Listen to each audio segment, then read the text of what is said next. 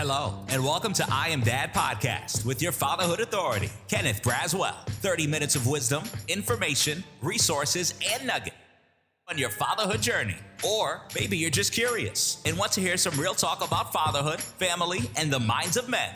Well, guess what? We got you too. Sit back, grab your pad and pen, and maybe even bring a little something to sip on. Enjoy 30 straight minutes of fatherhood, family, and fun with the Fatherhood Authority, Kenneth Braswell.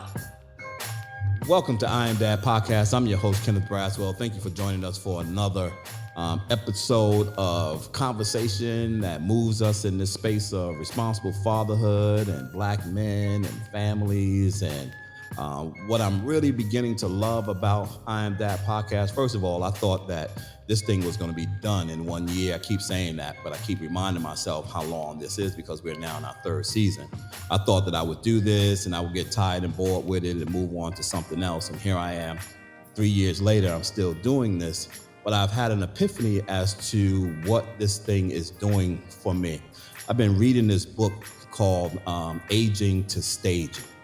And it talks about how people who are getting older begins to start to think about life and think about where they're going.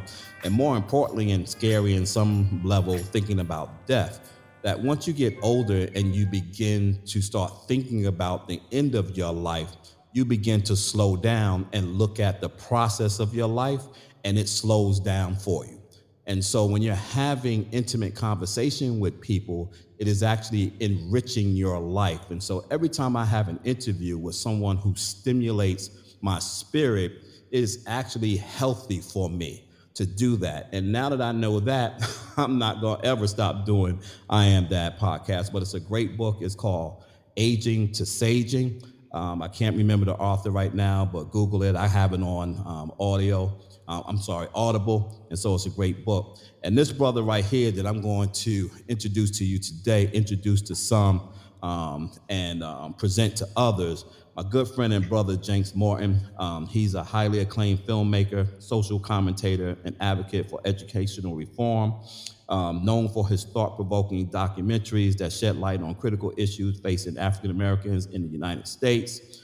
He has dedicated his career to exploring the complexities of race, family dynamics, and the impact of social policies on marginalized communities. His work continues to challenge conventional narratives and inspire meaningful conversations about the African American experience. What's up, Janks? I should have sent you the 3-paragraph version. Listen, this is let me start by saying this. First of all, I want you to know how much I appreciate you and how much you've added to my life. No. When I think about the origins of where I've come from in this space around family and fatherhood, and more specifically about Black people and being able to be an analyzer of who we are and not to be so quick to jump on societal narrative and make sure that we are telling the truth of our stories and not the feel good of our stories, and not to lean on what both you and Ivory Tolson has always preached to me, which is to always lean on the assets of who we are and not the deficits of who we are. And that's what drives my work. And in addition to that, Janks was one of my breakthrough moments when we were now 10 years ago. 10 years. This is the 10th anniversary of Spit and Anger. And he shared a post not too long ago of me, him, and our good friend Lamar Tyler at, I believe it was Camp Creek Park. We went to film the last episode of Spit and Anger. Yeah. And it's actually the piece of Spit and Anger that I actually hate the most, and I cringe at it because it was a breakthrough moment. Because if you go and watch Spit and Anger, it's this deep thought, emotional, kind of heavy thing for like 58 minutes. And in the last 2 minutes is me sitting on a park bench with the sky all bright, and I'm talking about the moon and the birds and the sky looking bluer and clearer. It's just so corny to me. I was just like, come on, dude, where you going with this? But people actually love that. No, Janks, was, how you doing, man? Tell me about that. But now I'm mad because that's my favorite part of that whole movie. You sat there and it's like, the question was, how does the world look now that you are free from this bondage? And we were talking about unresolved parental angst, bitterness, and resentment. And I think it happened maybe a couple of months before you and I walked down the steps of like how to forgive our parents. And to follow it up, and you just said there, you even had a different look on your face. That you were in the initial interviews, you were hesitant, thinking, and repressed is a good. You were just there, but we were trying to get you to pull that out, that father resentment. And then when it was gone, you just sit there like, I can say it, it's sky blue, let's go. It was like there was a burden lifted from you. And I think what's important about the work that we do, we walk the steps so people can walk behind us. So people can see what the healing looks like. So people can, tactile, touch and sense what it means to be free from that type of bondage. So I'll tell you, that was my favorite. I loved it. Yeah, it was beautiful outside. Yeah, we were sitting by a lake. Yeah, it's tutti frutti or whatever you want to call it. I loved it.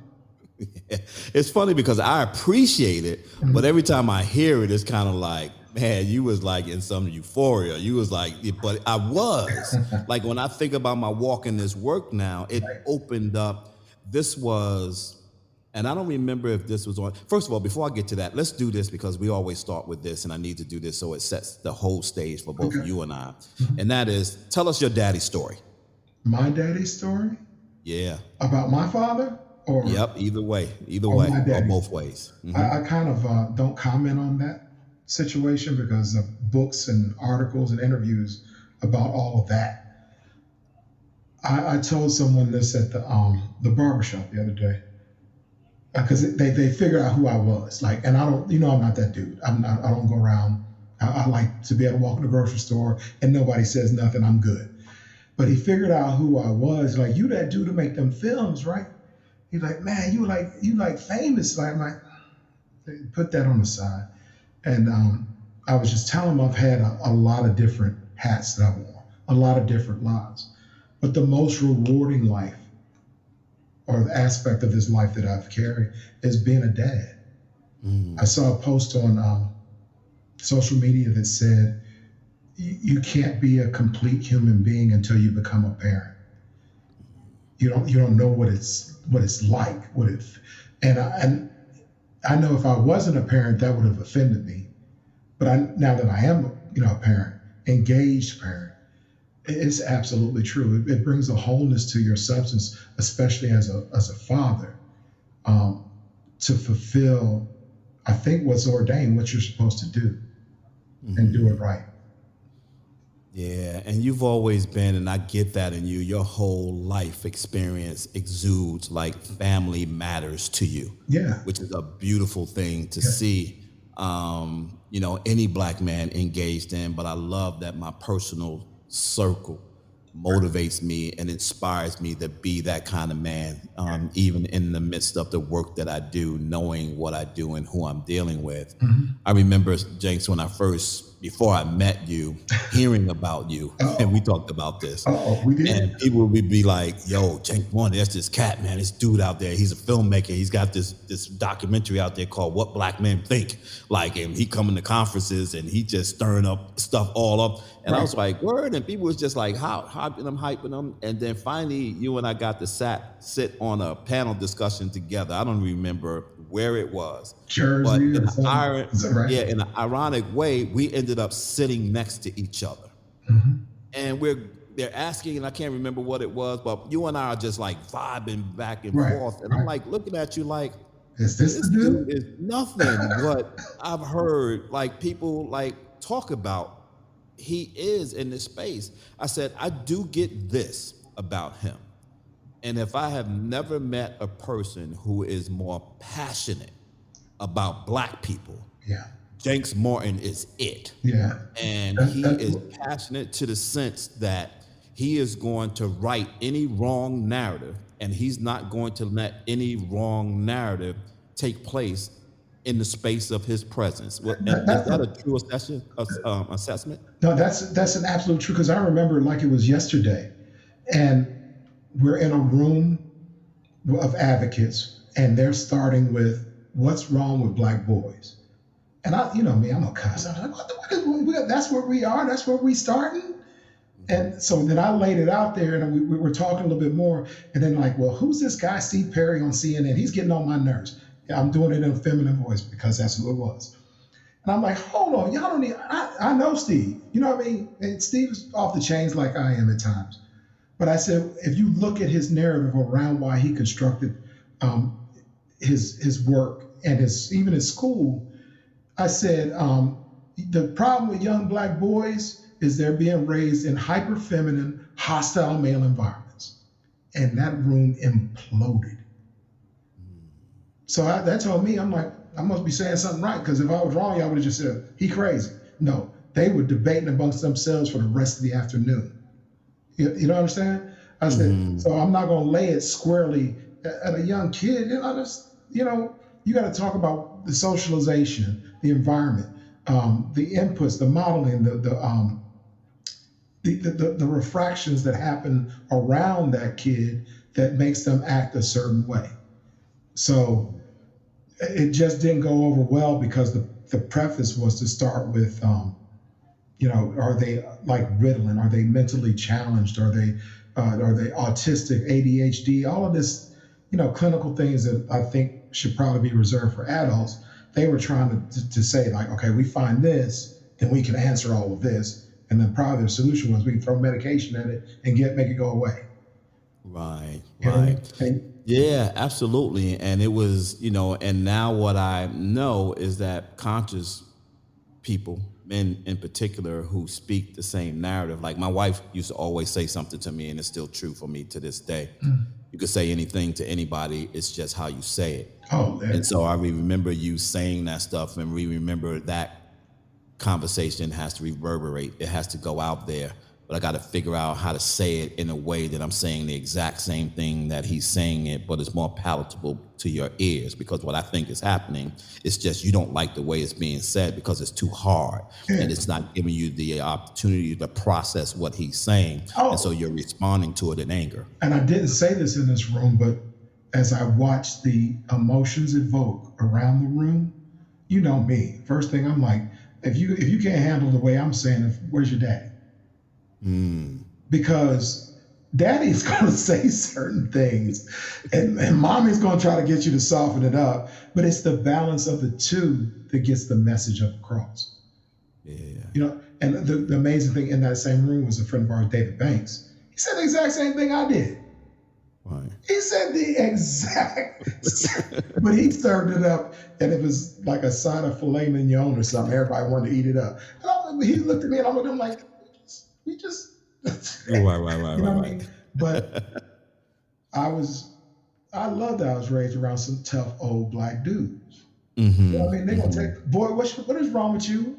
They're not gonna say, or how are we feeling today? Is there something? They're not gonna say it like that. They're gonna tell you straight to the cut, very succinct. This is what's going on. What do we do? Right. Solution. Now you engaged in a process, or you engaged in a project that became viral before viral even had a meaning. And so when you did What Black Men Think, I think at that time, if we were to describe it as a social media platform, we'd be talking about MySpace, right? MySpace and you'd be talking about MySpace. And so your influence and your notoriety in that social media platform was huge. And it was spreading like wildfire. But this particular documentary, I remember when I saw it, I was like, whoa. I think you did a screening in DC. I actually came from New York down to DC for that screening. And that's where I first met Lamar at that screening, in DC. And I was like, man, this cat is different. This cat is different. Something's different about him. I need to stay connected to both you and Lamar. But talk about that documentary and why it was so important for you to produce it.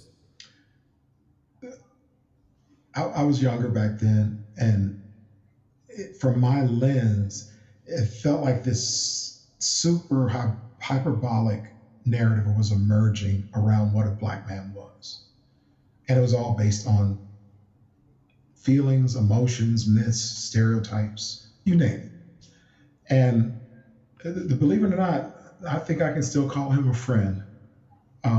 This guy, he produced this trailer for a movie that he eventually went on to do. And I'll set it up quick. Basically, it's a black man with his new white girlfriend, with his ex-wife coming through the door, angry, that stereotype, because he's got the kids around the new white girlfriend. And it's just drama everywhere. So then my statistical mind kicks in. I'm like, who is that dude? I don't know him. I've never met him. You know what I mean? Like, I hear about it, I've never so you got 100 black men. What does that image on the big screen represent for us? Is that our narrative? Is that typically what we do? Is that part of who we are? Yeah, it's a smidgen. It's less than 1 in 100 that will do that. Divorce, remarry, because that's the stat that the Census Bureau carried. Divorce, remarry interracially.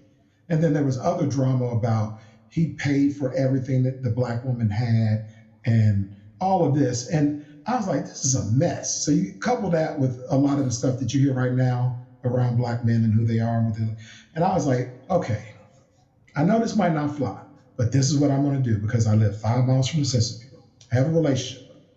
I'll pull every statistic I can positive about black men and black women and the black family.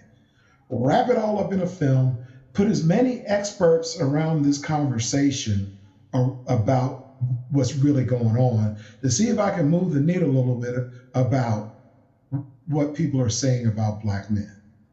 And one of the frustrating things for me was you be at the screening, yeah, you're moving the needle at a screening, but that movie never got the bandwidth to change the narrative. And that's just me being honest. I saw a post this morning, black woman, dear God, when is the new batch of black men coming? Because this one is stank. Today. Mm-hmm. So I don't know if it's going to go away. What I saw was an urgency to at least put out a counter narrative, counter programming, if you will. That's why it's on a film and not just some article me and Ivory write together. I'm meeting people, how they receive information. I knew it had to be in a film because that's where they get, through that type of media at the time, is where they got a lot of their information from. Mm-hmm. So it was good. It was successful. But again, one of the more disappointing things about, just looking about what's going on today, it's still going on. And honestly, I believe it was going on way before me as well. Mm-hmm. And yeah. And you moved in that space around creating documentaries. I mean, you stoked my fire in wanting to do film and getting more serious about film and getting more serious about telling our story and revealing our narrative, being around brothers like yourself and Lamar and Dr. Tolson and David Miller and David Banks, dudes that were on fire, for black men telling the story in their own ways. It was something about creating documentaries that was, to me, forward thinking, because black people just hadn't done that. Now, we've had stories told about us in documentaries, by the History but we weren't telling our own story, right? Why was it important, and why is it important from your perspective, being a filmmaker, that we continue to tell these narratives through documentaries? I'm going to do a Cat Williams right now. Go for it. If you get me 50 million views, go for it. No. Take what he was kind of trying to say. He was talking about the puppet master. That behind everything that's put in front of you as a black person, the puppet master is ultimately non-black. And in the documentary space at that time, especially back then, the cameras were there, the editing was there. I'm talking about the software. Everything you needed to make a documentary was right there, and nobody's making documentaries. I'm like, yeah. And even today, people still want to go make a movie about going to the club, dropping it like it's hot, Power Part 15 or whatever. Those things, the criminality element of who we are. I was like, okay, documentary means I'm documenting what's going on. I'm gonna show you. And one of the things that was motivating for me back then, I said, if I'm blessed to have great grandkids, 100 years from now, they'll be like, who was our great grandpa? I was like, he got this movie, go get that thing. And it's a permanent record of not only like what I was doing, but of what, and that was 2007 or 8, what did Black America look like then? So if we elevate or if we decline, either way, that could have been or might have been a tipping point for where we are. I'll tell you something that it caught my attention. I'm glad we're doing it here because hopefully it won't TikTok any kind of way. When I first started doing my research, it was statistics on who makes the most money. And I took a camera out and I asked kids on the street who makes more money, Black men or Black women? Almost universally Black women. It wasn't true then. Well, today, 15 years later, it's true. Black women make more money than Black men. There's things inside of the census data. It's kind of quirky to me. Collecting child support goes towards that. Black men are kind of doing this thing where it's my barber. He don't file taxes. You know what I mean? So he's not being capped. There's the handyman. There's things that are happening where they're protecting their income and they're not fully disclosing where they are. But according to the Census Bureau right now, Black women make more money than Black men. Out of any other demographic, anywhere else, no other race, just us. And Jawanza Kunjufu said this in that film. It was Hoodwink, I'm sorry. Life and death reside in the power of the tongue, the biblical Proverbs, I can't remember. And so you got a generation of kids that came along and was just saying, they didn't say it on camera to me, all of them, but they said, this is what it is, you know? Black women struggling, Black women hustling, Black women going for the bag now, I guess is what they say. And here it's manifest. So. Yeah, one of the stats that we used to all be kind of hot on in trying to tell the narrative, and you're absolutely right that the demographics are shifting, but there's still a story within the shifting that we need to tell, right? And so, one of the ones that I'm leaning on right now is Bowling Green University is doing some stuff within the census, and they did a report about a month or so ago that says that 93% of all children born today in the USA live with their biological or adoptive mother. In association, 73% of children born in the USA live with their biological or adoptive father, 73%. Okay. That kills now what they have not de-aggregated it to tell us what that looks like for Black fathers and low-income fathers and those kinds of things. But the notion that 70-some-odd% of our children live with their biological or adopted father paints a narrative contradicting the societal narrative that fathers aren't available. And then you look at the Pew research from 2013 that says Black fathers in this country are more engaged in the lives of their children than any other cohort of man in this country. Data is now beginning to paint a different picture of what we're looking like. The one that used to always drive us crazy was the one about more Black men in jail than in college. When you think about those misrepresentations of data and our impatience with really digging through the data to see what it's really saying, how is that damaging the community broadly, but more importantly, why is it so damaging to the Black community? How much time we got? Go ahead. That top to bottom, the postulate is basically putting out what's called a false dichotomy, that either you're going to go to college or you're going to go to jail. That's not the reality for most Black men. You know what I mean? And the pushback from my research came from academia, the liberal academia, that they wanted to say, well, if we don't identify a problem, we can't do anything or get funding to help the problem. And I was like, you don't have to juxtapose those two groups because they're two different things. You're trying to make it something that it's not. There's no reason, because that, maybe that was a colloquialism inside of our community before that. I had never heard it. First time I heard it was that research came out in 02, 03, and I called BS. I'm like, this is not right. And the study was flawed, and they were wrong, and they never retracted, and they're gonna stand behind it, whatever. I know as a Black man, it offended me. And I went to college. Went to jail once or twice, but that's a whole nother podcast. But it offended me because it was painting a picture that these are your options. This is who you are. You're either college educated or you're a jailbird. You're a prisoner. You're a convict. And I just like that can't be the reality. And if you're telling me that, I'm a grown man and I know that ain't right, what about the kids over at the high school? They hear that? Mm-hmm. And then you go to any urban high school now and everybody wants to be a rapper or you know what I mean? Or to try to, I saw the funniest, I think it was Michael Irvin. I believe this. His son want to be a rapper. And he like, you ain't hard. You live in a gated community.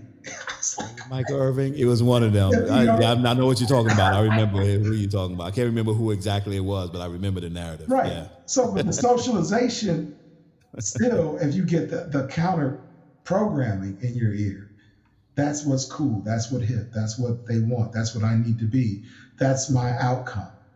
Mm-hmm. And that just displaces out onto the group from there. You know what I mean? The individual, though, hearing that, there was another stat that came through at that same time. I'm like, this is wrong. It said that by the time today, it was kids born that year, I think it was 2010, 1 out of 3 Black boys was going to jail.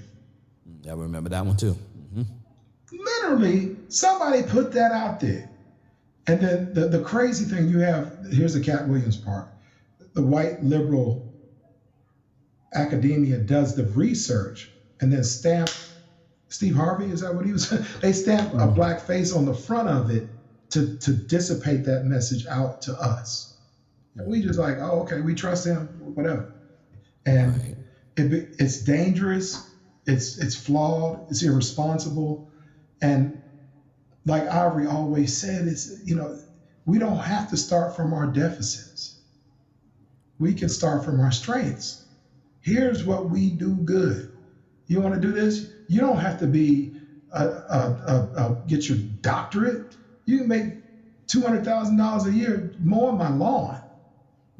You know what I mean? Or my dishwasher's broke right now. I hate getting underneath that thing. You know what I mean? Well, name it. Something else went out the other day. The washing machine went out.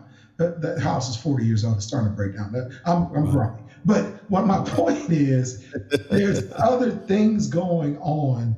And that's another bad kind of projection that the metric of success is money, which is, as a father, that ain't got nothing to do with it.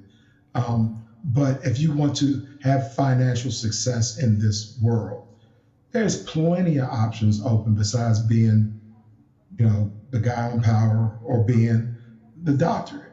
You know what I mean?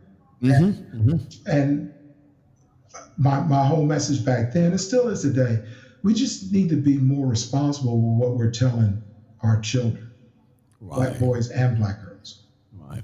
And it's not only just the direct messaging, right? It's the unintended messaging, right? And so it's one of those things that I'm leaning on right now where, I have this mantra that I continue to push, which is there is no such thing as a fatherless child. True. 100% of all children on the face of this earth has a biological father. Mm-hmm. The question isn't if he exists. The question is, where does he exist? Yep. But if we never ask the question where, we never look for where he is. The problem with that is we translate the message to our children that their fathers don't exist, so they don't have an explanation for the hole in their heart. That's beautiful. They can't make sense out of how something that doesn't exist creates that devastating in their heart. Mm-hmm. And so you always have to be truthful about, yes, he does exist, but now let's talk about where he is, because now I can start making sense out of why there's so much pain in my heart. for the non-presence of this father, And in my life. that's another page back then we kind of turned. So we're talking about father absence, void, vacancy. So I'm doing the Janks right now. Here's the Janks. This is what gets you in trouble. In addition to what Ken just said, outside of neglect, abuse, and abandonment, most fathers don't walk away, they're pushed away. That don't go down well at all, nowhere. Right. But all the social sciences say that. A father, I paint it like this. A father's, he will fight somebody his weight, think of the boxing ring, his weight class, and the guy can have even more experience. As long as we got a good chance, I'm going in. Not going into the ring with Mike Tyson. Not going to do it because there's no way for me to win. That's the child and family services that we're talking about. That's the system that occludes fathers from being engaged in their children's lives. So he's like, I'm not going in there. There's nothing waiting for me except for a knockout. Why? And when you say that in one of those big, broader meetings that we were in, room catches on fire. Yeah, no, we say it. We just say it in a different way because now we have more data, particularly for us here in Atlanta doing this work with fathers in Atlanta because we have so many dads. We're working with so many of them and we have so many stories to tell from both sides. So to piggyback on what you were just saying, one of the things that we are experiencing here in Atlanta is this whole legitimation process. Oh my God, right? And so we have come up with a mechanism to be able to help dads walk through that process. On paper, it's a $5,000 process, but we now have partners and Georgia law and Georgia justice and all these things that we got these guys coming through in numbers, going through the entire process, Janks, getting all the way to the end, completing their legitimation per se so that they can go and submit these things to superior court. I'll tell you straight. Let me finish because you don't know this one. I'm gonna tell you this one. Here's the reality. Of all of the dads that we've done that for, almost close to 200 in the last year and a half, and you add that up in dollars, how much we've saved. 100 G's. More than that. It's almost $1 million. Almost $1 million. 100, almost 200 dads times $5,000, whatever that comes up to. I thought that was 200 times 200. That's a million. Is that a million? There you go. There you go. I'm sorry. We're in the million place. We're in the million space. Yeah. No, it's of that total number of dads, only 35% of them actually submit their legitimation papers to superior court. Here's the number one reason. I know. I don't want to disturb the relationship that I have right now. Don't disturb this groove. The mother of my child. So when you talk about fear of consequence, no father wants to get in that space with her because they believe that a certain consequence is going to come as a result of that. Absolutely. That's a terrible fear to have. Yeah, I remember you were telling me about it. I never heard of it until I sat with you that time. And then the process of going through it. And you told me that about, why they wouldn't do it. I'm like, yeah, that makes perfect sense. Right. That makes perfect sense. I'm not dealing with that. Like, not going into that ring. I'm not going into that ring. I don't even care. And it don't have to be Mike Tyson. It could be Manny Pacquiao. It's something over there waiting for me that I'm not really sure I'm equipped to handle. And I'm gonna come out not just with an L. I'm going out on a stretcher. Right. And that I don't know if it's black man. I don't know what it is. I had an uncle, grumpy. Oh, this is gonna sound racist as hell, but I gotta put it in context.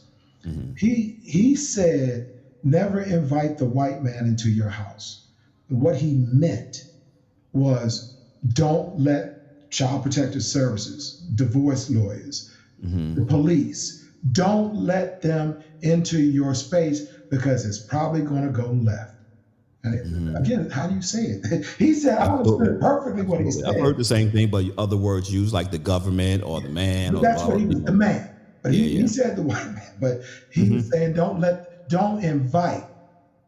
He's saying, don't open yourself up to a situation where you can potentially lose everything.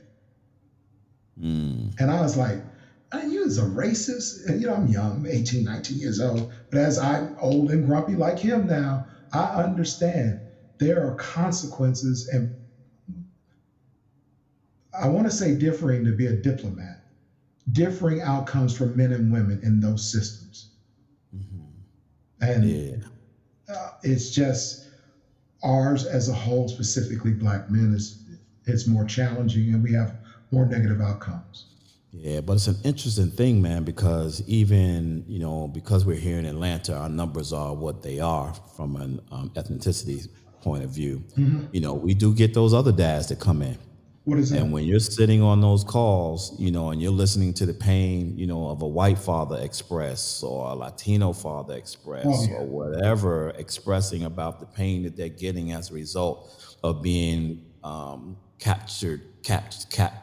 captivated in this system of family law and policy, the pain looks the same, right? In terms of disparity, in terms of volume, it looks different, but the actual pain in and of itself looks the same.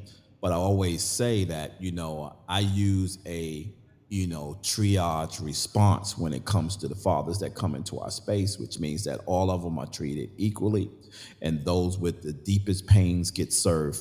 Those with the deepest pains and the most jacked up injuries get served first, and everybody else gets served behind them, but they all get served equally, right? And so there's no distinction between them, and Atlanta has allowed me to do that, and to do that unapologetically. And we love, when these dads come in, like I said, I embrace them. I don't care what they look like, because I understand and I resonate with their pain and what they're trying to deal with. But when it comes to what we're talking about, and what, I wanted to talk to you about, is, where the nuances occur when we are talking more specifically about Black men and Black families. I'm going to put this on the table one time before we could continue, because I told you before, and I haven't thought about it. I've been busy. You're my man, but I've been busy. You need to film that. Spit and Anger 2, or whatever you want to call it, the legitimization and that process that you're taking, that's an Oscar-winning documentary. I'm not being funny. You take a guy from day one through that process, ancillary stories around him, interviews on time. I shoot that film in 6 months. Let's get at it. Oh, he ain't listening to you. No. With this one, because I'm walking it. So let me tell you where we are with that conversation. So people have tried in the past to do something about this particular law. But every time they've walked in the door, they tried to walk in the door to have an impact based on heartstrings. No. You're not going to get the legislature to change that kind of policy just because they feel a certain way about what they deem is a dad who's being not treated well.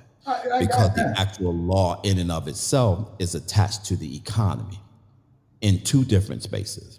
The lawyers who make money from fathers who have the money to legitimize their children, and the individuals who have a level of wealth that have illegitimate children that they don't want them to have legal access to their wealth. You're messing up the movie now. No. So the movie is that, but I'm just saying let's leave those two things. Let's leave those two things on the table. So now we're going to talk about the movie. The movie has to speak about those two things, because those are the biggest two things we have to fight to get that law eradicated. But the proof of concept that we have created as an agency is now we have proof stories of individuals that are walking through the process. Yeah, that's what I'm saying. That's a documentary. Yeah. The other thing is what I learned through the political advocacy in Maryland around the rebuttable presumption of shared custody was a concept that's kind of being put out there, that as soon as a child is born, both parents have equal access, equal responsibility, equal time, equal contribution. The way we got the needle to move on that wasn't through the emotion sitting in front of the legislator. The way you get the needle to move is to raise the grassroots. And then I'm not even sure if Georgia's a referendum state. I live here and don't know this. This is sad. They have something that's called issue a referendum, where basically if you get about 50,000 signatures, you get almost any piece of legislation on the ballot, and the legislature can't say nothing. and all you're asking for is to repeal legitimization, the only people who want that is the rich people who line the pockets of the legislatures, who people who are not going to move on it. The regular, real people, the day-to-day people, there's something through this documentary that if they like me, they don't even know about this. You know what I mean? Yeah. That's how you move. Yeah. You have also, although we've kind of been, steeped in this conversation around, Black men and Black families and families in general, there's so many other issues we got, and stories we're trying to tell. We've kind of started these projects and didn't really complete them, and I still think that there's space. I always think that timing is essential in everything. But you're beginning to tell this story now that is not off the beaten path, but is a story that needs to be told about people who have gone through some level of abuses early in life. Talk a little bit about that project. I didn't want to mess up the name of the title of the film. I know it's something by 12 or something at 12, but I wanted you to talk about that project. The project was, the catalyst behind it was the Me Too movement about 3 or 4 years ago, right? So you got these women talking about Me Too, holding up signs and all this other stuff in a round table format with an audience. And a guy in the audience like stands up and is like, that happened to me too. And they basically, this is about us, go sit down. And it just rubbed me all kind of, he's not included, he don't count. So then I began to think about, what is this? Is this an anomaly? Is this like an exception? And because of what I had seen and what I experienced, it was pervasive. I think that's the word I want to use. That back to the same barbershop, you got 10 Black men sitting in there. And this is where Janks puts his little Janksism on it. It's not about just prepubescent molestation. I guarantee you have a friend who to this day had their first sexual experience with an overage woman, and they were underage. Now, if you take that and remove the sexes from it, call it Nzinga at 15, as an experience with a 20-plus-year-old man. I know you can. I might have to be bailing you out that night. I might have to pick you up from jail. But with my son who's 14, Buster, if that happens to him, and in my house it's not gonna happen like this, but a 14-year-old boy has an experience with a 20-year-old girl, culturally, we're like, that's right, you the man, you know that? And he was molested and raped just like that girl. And in my crazy brain, it just didn't make sense. Why are we not as passionate? Do you think a 15-year-old boy's mind is evolved enough to understand the consequences and the actions that they're taking in sexual commerce? Not me. It don't make sense to me. You know what I mean? And don't get me wrong, we were all messing around with other 15-year-olds when we were 15. But now this is not my blood brother, this is my brother. It took me 6 months to convince him that he was raped. Wow. He was 14, 15 years old, and she was on her way to college that summer.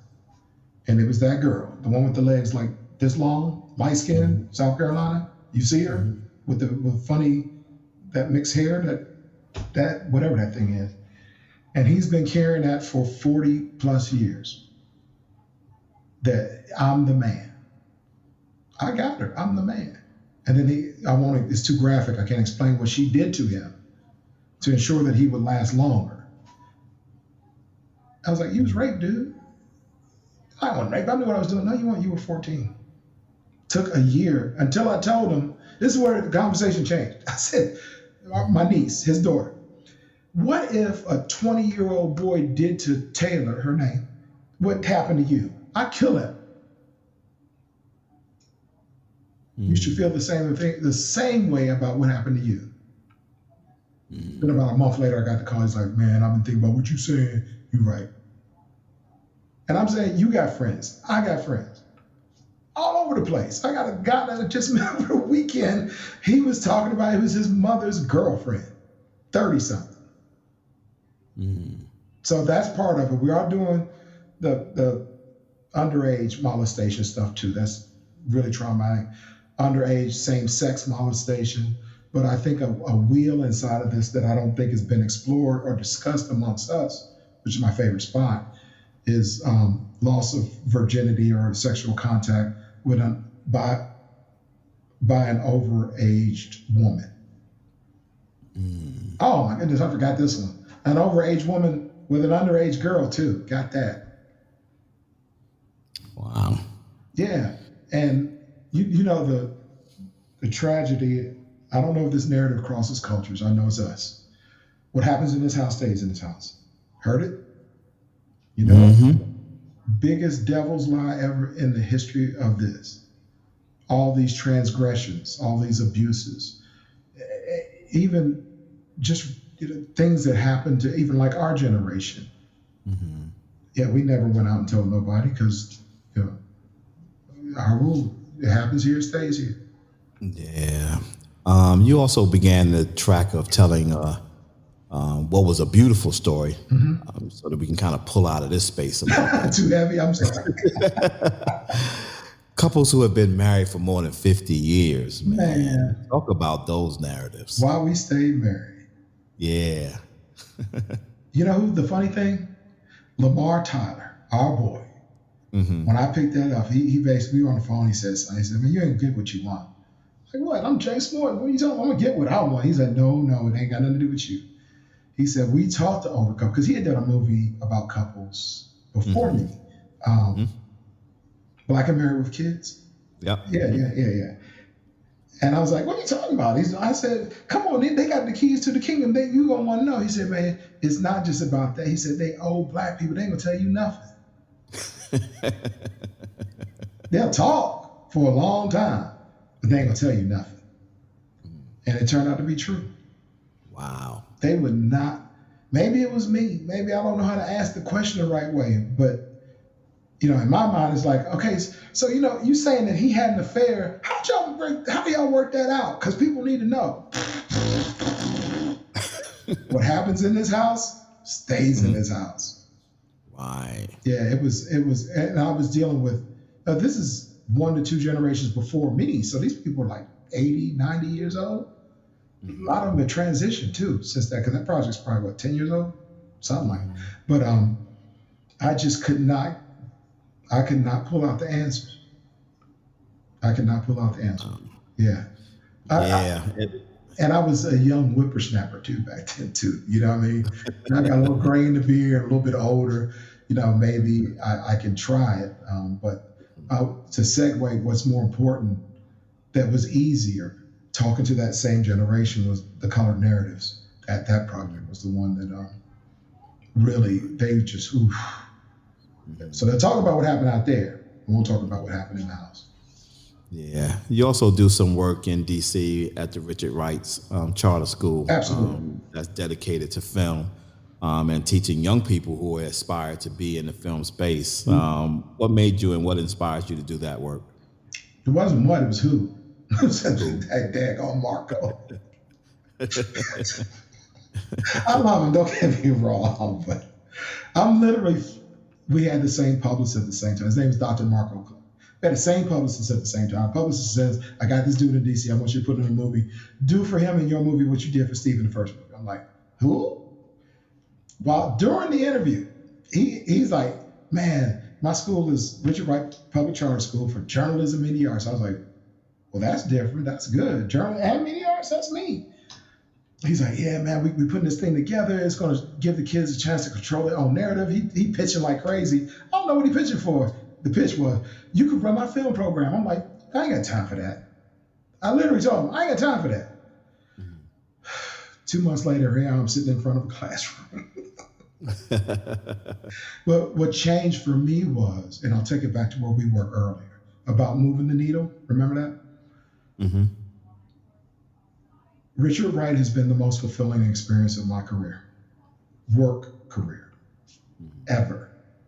Working in Fortune 100 companies all my life, never I always had a void. Selling, winning awards, trips all over the world, all that, I still felt empty. The first time I felt whole was messing around with them Richard Wright kids.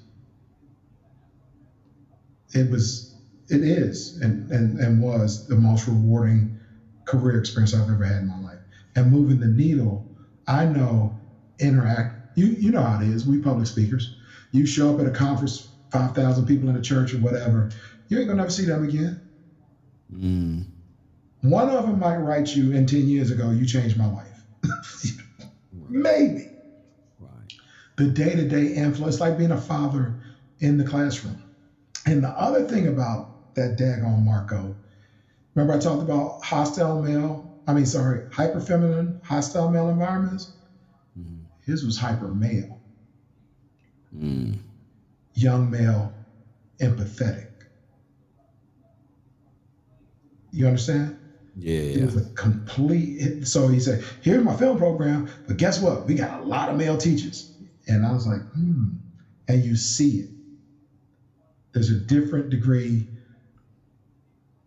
of tenor and timbre in that environment than if you go to my daughter's public school. And for me, it was, like I said, at the time I was really, really hesitant. You know what I mean? Like, I like the dude too, don't get me wrong. I liked him. Initially, like you, sitting down, I like this dude. He's all right. He ain't crazy. He talk crazy sometimes, but he all right. Marco's the same way. I love him.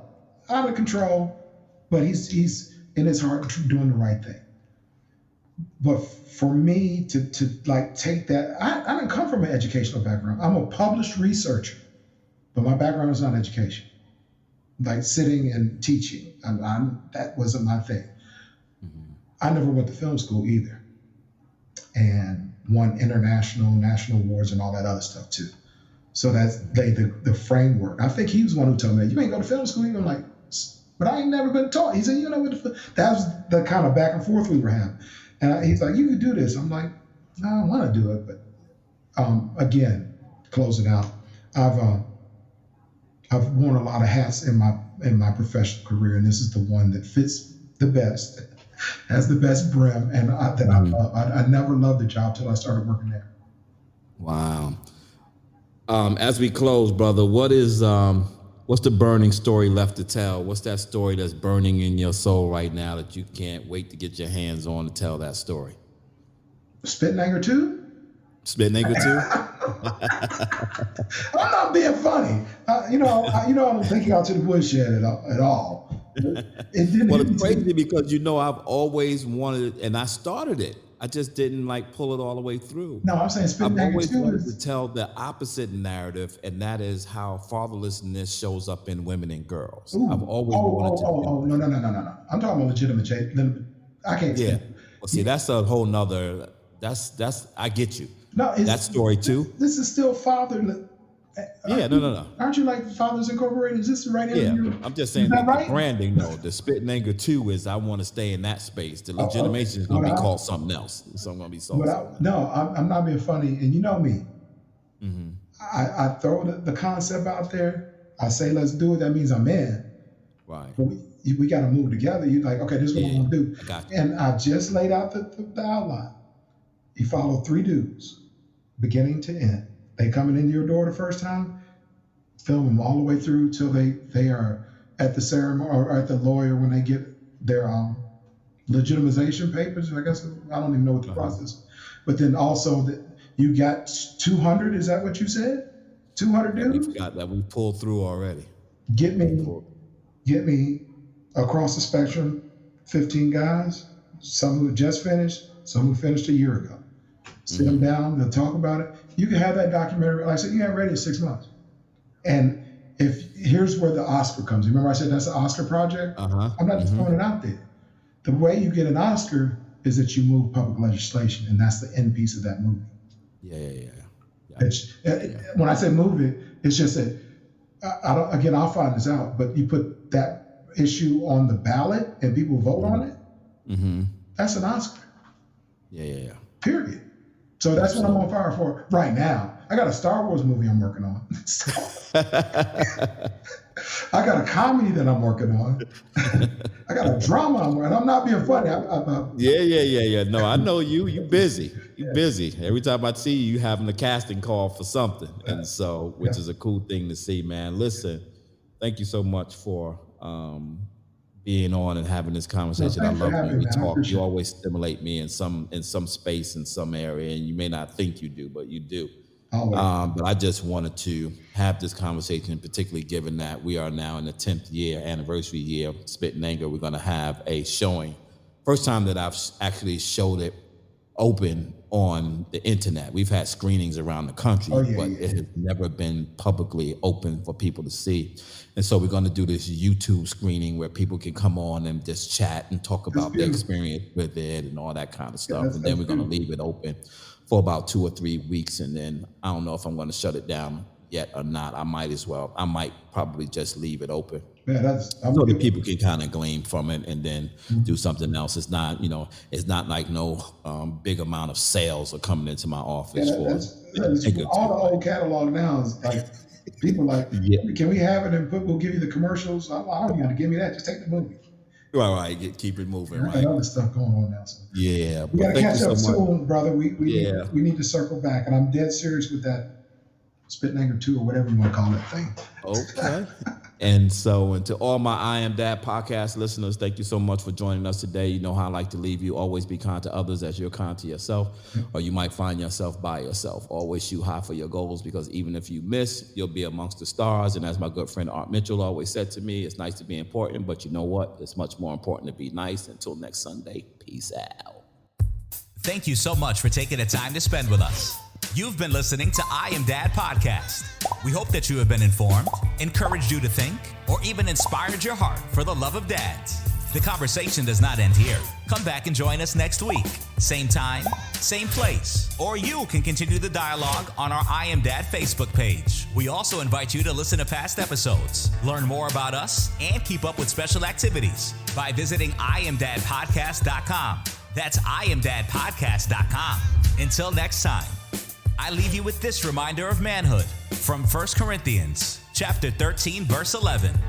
When I was a child, I spoke as a child. I understood as a child. I thought as a child. But when I became a man, I put away childish things. Because of this reminder, I will always understand that I am Dad, period.